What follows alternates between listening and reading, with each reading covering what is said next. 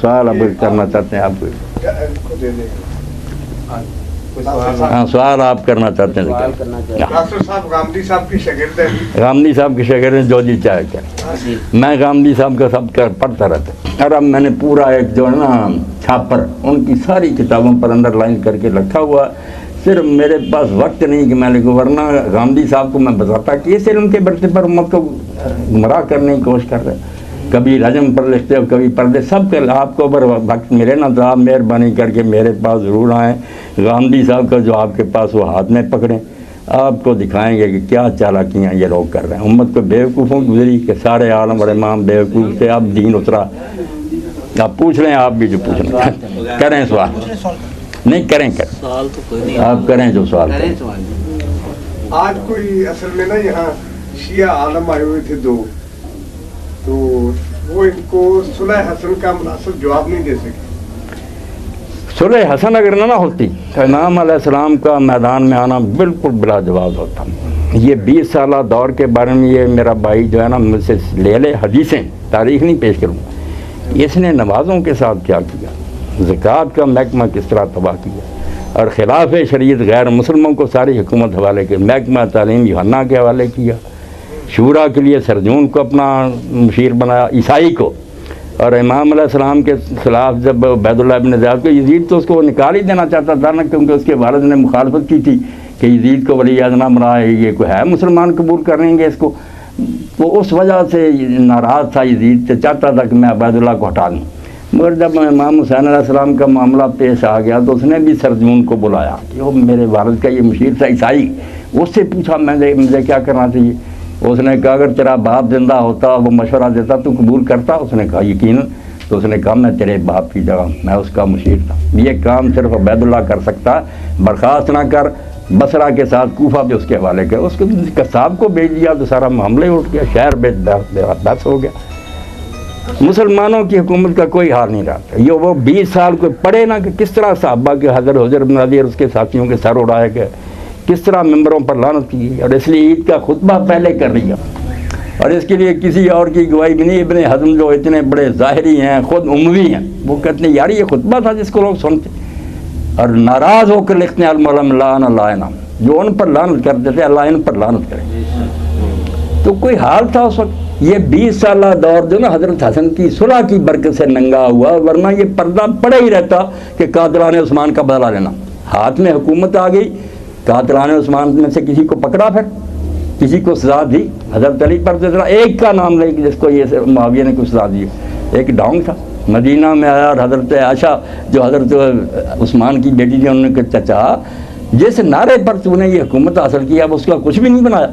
کہنے لگا آرام سے بیٹھ, بڑی مشکل سے لوگ سیٹ ہوئے, میں جانتا ہوں اب بھی لوگ دل سے مجھ سے ناراض ہیں, پھر میں فتنہ کھڑا کروں, بیٹھ آرام سے. کوئی کسی نے قصاص نہیں لی.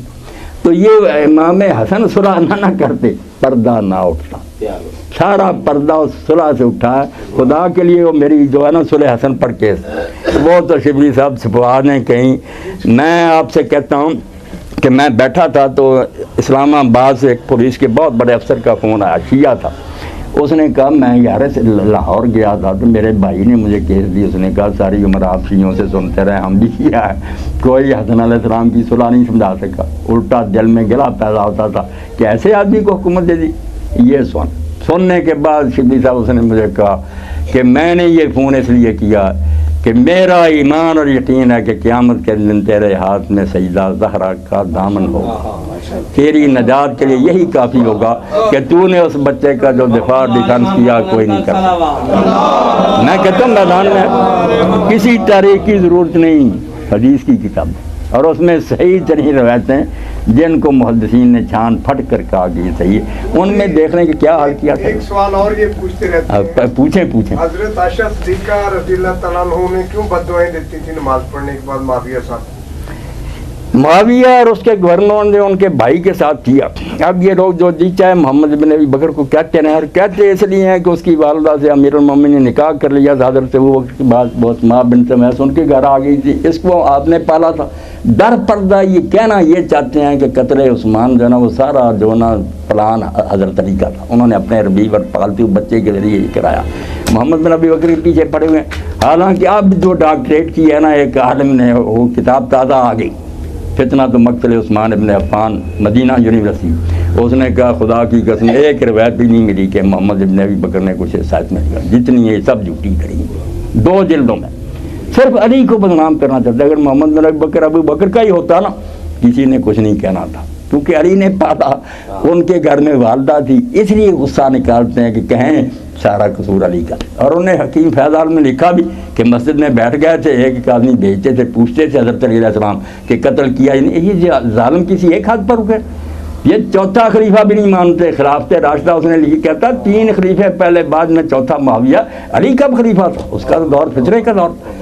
اس لیے میں کہتا ہوں نہ آپ سنیوں سے ناراض ہوں نہ وہ شیعوں سے ناراض. شیعہ سنی جو ہے ان کے نظریے اس بارے میں ایک ہی ہیں. پہلے خلفاء جو ان کو آپ سمجھتے ان کے علی علیہ السلام کو ہونا چاہیے تھا, کوئی بات نہیں. جمہوری حاکم معین بھی شاید اس وقت ہوتا تو یہی رائے دیتا کہ علی علیہ السلام پیدا کی, یہ کوئی بات ہے.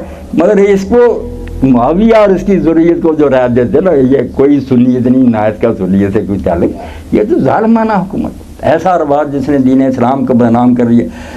حسین علیہ السلام کے بارے میں تبھی تو اقبال نے پورا ایک باب لکھ دیا تا قیامت کا سے استبداد کر. ڈکٹیٹرشپ کی جڑ تو آپ نے کر, امت کو پوچھے بغیر زبردستی بیٹھنے والا کب خلیفہ ہو سکتا, وہ تو غاصب ہے, امت کا حق چھینتا. نقش اللہ بر صحرا نوشت کو, تم کہتے حسین نے خون دیا, خون نہ کہو, خون سے لا الہ الا اللہ لکھا. کہ اللہ کو ماننے کا یہ مطلب ہے کہ اللہ کو ماننے والا غیروں کے سامنے نہیں جھکتا. ماں سے اللہ را مسلمان بندہ رہے پیش فرعون نے سر افغندہ نے, مسلمان اللہ کو مانے اور پھر کسی فرعون کے سامنے جھک جائے, سوال ہی نہیں پیدا ہو.